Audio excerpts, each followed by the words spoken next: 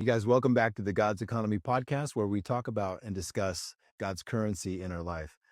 My name is Rick Nemi. I'm your host, and today we're going to be talking about growth seasons versus pruning seasons in business. And we're continuing this series on just entrepreneurship and business in general. And I think this is something that is a challenging thing to talk about, because when we're talking about growth, it doesn't always mean fun. Growth is not having success. Growth doesn't mean success. I mean, I know we want to grow our companies, but you look at some times in your life where you've had the most growth, and they've been some of the toughest times, haven't they been? Have you ever had to cut expenses? Have you ever had to prune people out of your life, cut some friends out of your life? These are the types of things I'm talking about. So I think that to start out, not every slowdown is a setback. Not every slowdown is a setback. Some are for preparation. So just because you're having a slowdown doesn't mean that you're not going to have challenges that come with, okay, I've got to make some new decisions. And I think this is the tough part, is that when it gets to a challenge in your life or something that is not going well, a lot of times there's fear of not knowing what to do, or you know what to do and you don't want to do it, or you can't get yourself to do it. I think this is a challenge. I was talking with somebody the other day who said, hey, I had a business one time, and I was doing 1.6 million a month, and then it was 1.4 million a month, and it was 1.2 million a month, and it was 900,000 a month. And this person, he wasn't getting that he could have made decisions about his staffing levels at the time that it was happening, because he had never gone through that before. And had he had a friend to talk to, he could have said, hey, I could have cut some expenses, delayed some spending, laid off some staff to save the company. But he didn't know what to do, and it kind of just fell to the wayside, and it went out of business. There are seasons when things explode, for sure, and seasons when things feel quiet. Both are necessary, though. Whatever season you find yourself in, what are you doing, though, to make sure that your business can continue? And I'm even talking about, I would talk about if you're an independent contractor, you own a small company, or you're responsible for a bottom line P&L for another organization. I mean, and I hate to say it, but man, this is not the government, man, where we can just like lose money and still stay in business. I mean, that's a really frustrating thing for me to say, because I see some people in politics. I'm like, how can they run this program when it's consistently in the red? They're not profitable. Or a startup that can say, hey, I have a startup and we're venture backed or whatever, but they lose X amount of money. I mean, I don't even understand the concept of that. I understand you got to spend money to make money, and there should be a return on the money spent. But again, we're talking about growth seasons versus pruning seasons.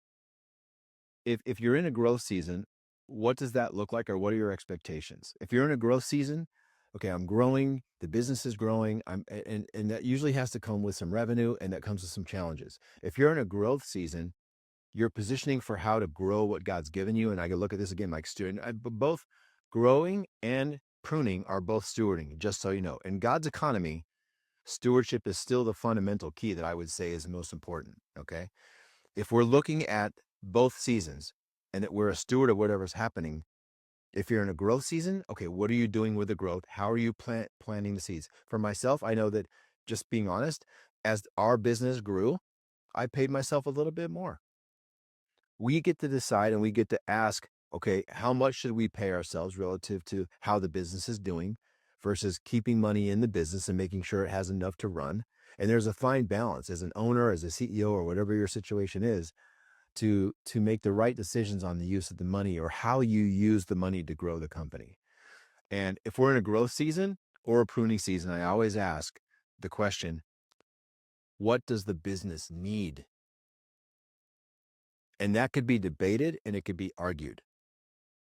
What do you need to succeed with what you're trying to do? Are you in a growth season or a pruning season? Let's say you're in a pruning season, and you have a company, or you have a set of clients.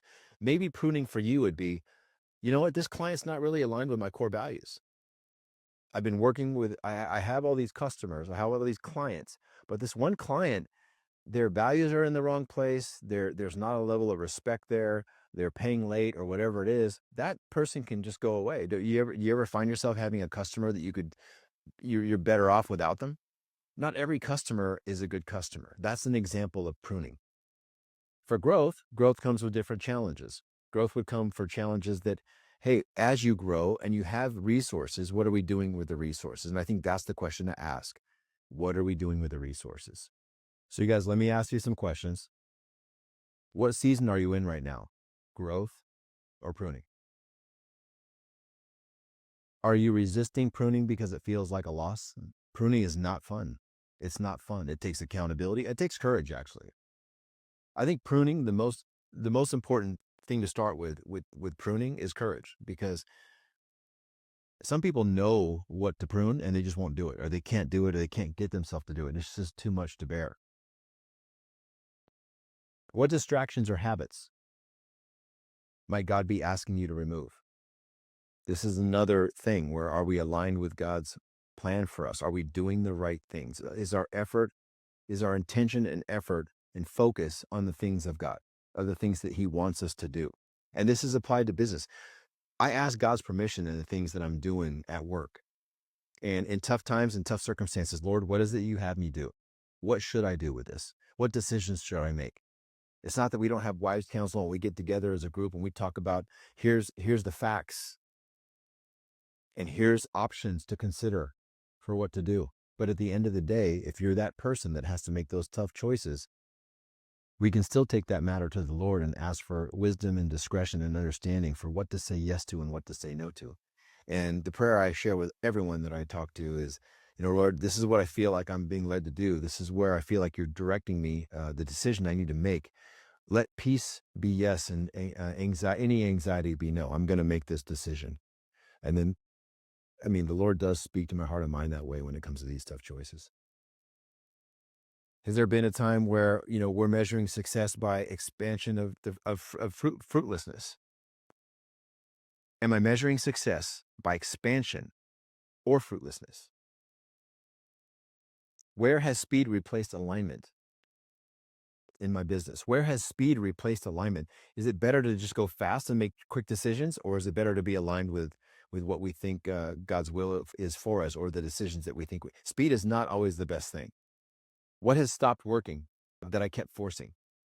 You ever notice time where we're trying to force a solution or force an issue or force an outcome, force a decision actually, um, and it used to work. It always has worked, but now it's not working anymore. This is an example of, trying to reinvent a new way, trying to come up with a new process, trying to do something different where I know it always worked before and this is how we've always done it. Doesn't mean that's how we're supposed to do it moving forward. I don't think so.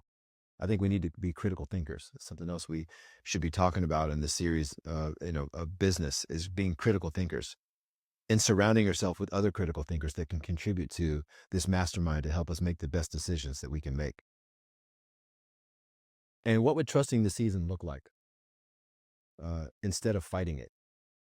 So I'm thinking about the challenges. A lot of times when the challenges happen, and I remember a time in my life where I was losing things, man, I was holding on to it as hard as I could when I just really needed to embrace the process, let it go through the process and the season that I was in, and learn from it what I needed to learn.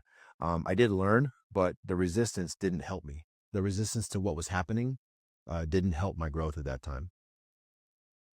So John 15:2 says this: every branch that bears fruit, he prunes.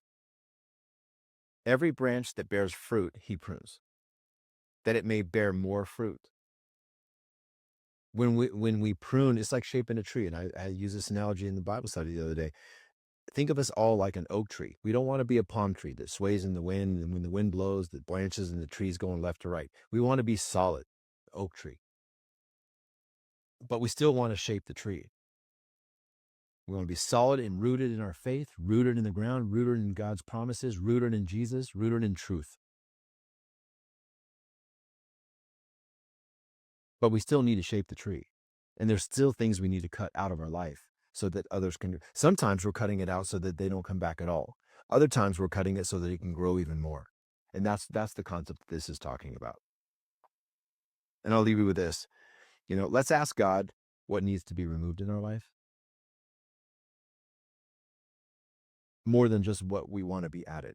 A lot of times, add this or add that, or Lord, I need this, or please do this. And I want this when we're not really asking what he wants us to remove out of our life. And actually, I'm really convicted right now as I'm just thinking about it, like things, and really the conviction is time.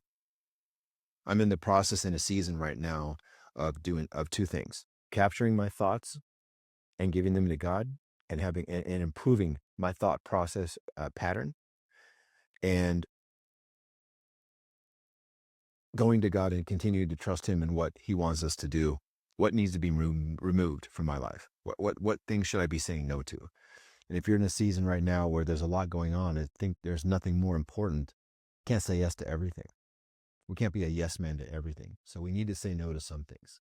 So no matter what season you find yourself in, whether you're in a season of growth or a season of pruning, both require an attitude of stewardship and a mindset of stewardship. That's all for today. Thank you for joining me on the God's Economy podcast. Follow me on my social platforms you can see below and subscribe to my channel.